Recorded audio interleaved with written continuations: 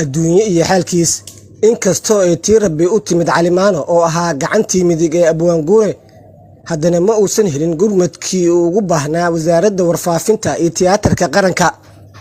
Dayackii ugu weynaa ayuu u geeriyooday marxuumka waxa uuna waayay mas'uul u saxiixa daawooyinka dhaqaatiirta ay sheegeen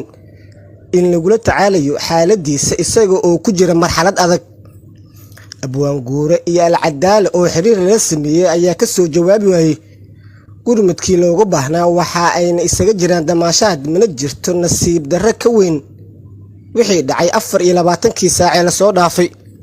xubin ka mid ah howlada qaranka Waaberi ayaa xaqiijiyay in saacado badan kadib gurmadkii ay ka waayeen Alcadaale iyo Guure ay ka heleen Maki Xaaji Banaadir oo saxiixay daawooyinkii marxuumka inta uusan dhiman lagula tacaali lahaa balse nasiib darro daawooyinkii oo ka daahay waqtigii loogu talagalay